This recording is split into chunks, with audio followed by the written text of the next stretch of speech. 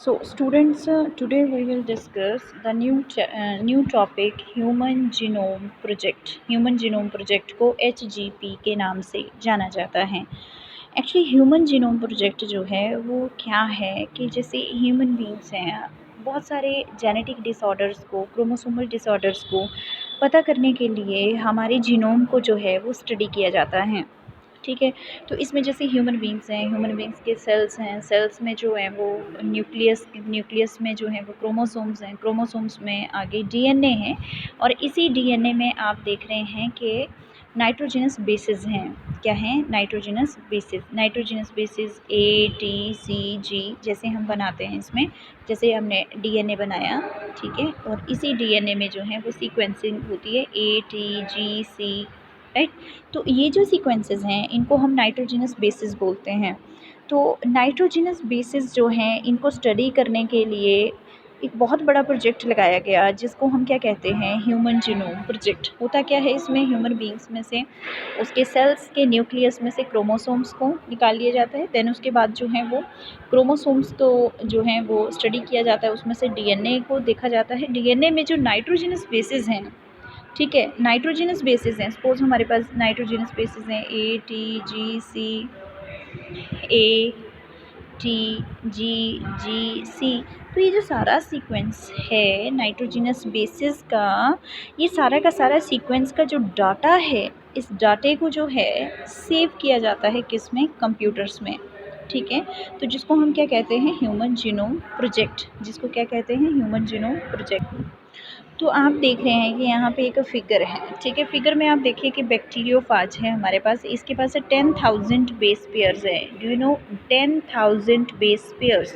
Base pairs किसको बोलते हैं? जैसे adenine, thymine, guanine, cytosine, thymine, adenine. So these all are what? Base pairs. इनको क्या कहते हैं? बेस पेयर्स कहते हैं. तो बैक्टीरियोफाज में कितने बेस पेयर्स हैं? 10,000. कितने हैं? 10,000. ई कोलाई बैक्टीरिया है, हमारी जो इंटेस्टाइन होती है उसमें बहुत सारे ई कोलाई होते हैं. तो हर एक ई कोलाई में जो है वो कितने बेस पेयर्स हैं? 4.7 बिलियन बेस पेयर्स हैं. ठीक है, उसके बाद हमारे पास सेच्रोमाइसिस सेरेविसे है, 12 बिलियन बेस पेयर्स हैं.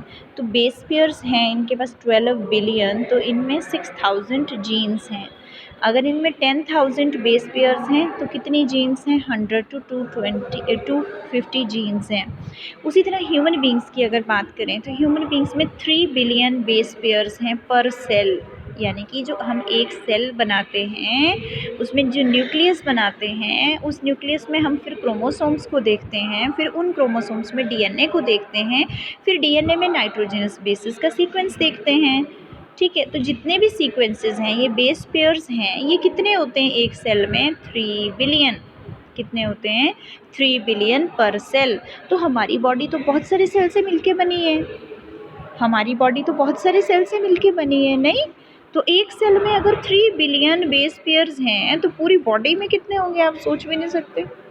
ठीक है, देन उसके बाद जो है कह रहा है कि इसमें जो है 3 बिलियन बेस पेयर्स हैं और इसमें जो है 30,000 जीन्स प्रेजेंट हैं एक सेल में. ठीक है, तो इस तरह से कह रहा है कि बहुत मुश्किल हो जाता है इतना बड़ा सीक्वेंस को जो है वो उसकी मैपिंग करना बहुत डिफ़िकल्ट टास्क होता है. तो कह रहा है कि ये जो बेस पेयर्स हैं इनको हम कहाँ सेव कर देते हैं? कंप्यूटर में सेव कर देते हैं. ठीक है, सपोज़ हम एक जिस चीज़ का भी सीक्वेंस पता करना है, सपोज़ हमारे बॉडी में जो इंसुलिन है बनती है जो पैंक्रियास से, अगर इंसुलिन को बनाने वाले जीन्स का ही डाटा निकालना है तो हम 1 मिनट में जो है कंप्यूटर से वो डाटा जो है वो निकाल लेते हैं. ठीक है, तो इस तरह से ये सारा जो है वो किसके अंडर आता है? ह्यूमन जीनोम के अंडर आता है. ठीक है, तो कह रहा है कि ह्यूमन जीनोम प्रोजेक्ट में यहाँ पे डिफरेंट ड्रोसोफिला मेलानोगास्टर का है 180 मिलियन बेस पेयर्स हैं. लिली एक छोटा सा प्लांट है, उसमें जो है वो 106 बिलियन बेस पेयर्स हैं पर सेल. तो बहुत सारे ऐसे स्पीशीज़ हैं जिनमें अलग अलग जो हैं वो आपको सेल का स्ट्रक्चर देखने को मिलता है, राइट. अब यहाँ पे देखिए कि हमारे पास जो है वो मोर देन 3.2 बिलियन बेस पेयर्स हैं. कह रहे हैं कि अब इसमें जो इम्पॉर्टेंट चीज़ें हैं, ठीक है, इम्पॉर्टेंट क्या है? फीचर्स इम्पॉर्टेंट हैं. Features of human genome project. ठीक है, सबसे पहला फीचर क्या है कि there are more than 3.2 billion base pairs. कह रहा है कि 3.2 बिलियन बेस पेयर्स से ज़्यादा जो हैं वो यहाँ पे बेस पेयर्स प्रेजेंट होते हैं। Then human genome is estimated to have, second feature क्या है, human genome is estimated to have, कितने इसके पास जीन्स हैं ह्यूमन जीनोम के पास, 20,000 टू 25,000 बेस पेयर्स, इतनी जीन्स जो हैं वो किस में प्रेजेंट हैं, ह्यूमन जीनोम में प्रेजेंट हैं। Human genome is estimated to have 20,000 to 25,000 genes. ठीक है, within the human population are about, अगर ह्यूमन पॉपुलेशन की बात करें, ठीक है, within the human population में कितने बेस पेयर का डिफरेंसेस है, 1.4 millions of single base differences. ये किस में आ जाता है, सिंगल बेस डिफरेंसेस, जिसको हम क्या कहते हैं, सिंगल न्यूक्लियोटाइड पॉलीमॉर्फिज्म। क्या कहेंगे, सिंगल न्यूक्लियोटाइड पॉलीमॉर्फिज्म। इसका मतलब क्या है कि ह्यूमन पॉपुलेशन के अंदर मान लीजिए कि हमारे पास बहुत सारी ह्यूमंस की पॉपुलेशन है। ठीक है, तो ह्यूमंस की पॉपुलेशन में जो बेस पेयर का डिफरेंस आएगा वो कितना है, 1.4 millions of single base pair differences. तो जब सिंगल बेस पेयर का डिफरेंस आए तो उसको हम क्या कहेंगे, single nucleotide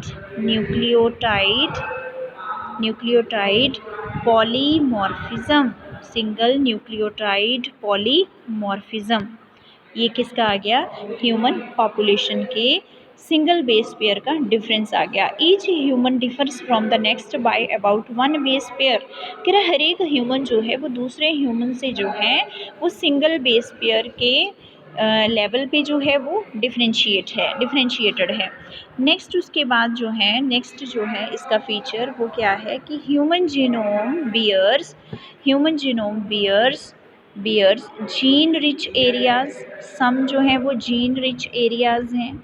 human genome bears gene rich areas, कह रहे कि ह्यूमन जीनोम में जो हैं जीन रिच एरियाज हैं। These gene rich areas are separated by ये सेपरेटेड हैं किसकी हेल्प से, जीन पुअर एरिया से। These are separated by gene poor area. So these gene poor areas are called as the gene desserts. Gene poor areas को क्या कहते हैं, gene desserts कहते हैं, जीन डेजर्ट्स। अब पता चला, कह रहे कि क्या है कि जीन हमारे पास rich area, human genome bears gene rich areas and these are separated by gene poor areas called as gene deserts। then उसके बाद जो है वो नेक्स्ट, only 2% of genome जो है, only 2% genome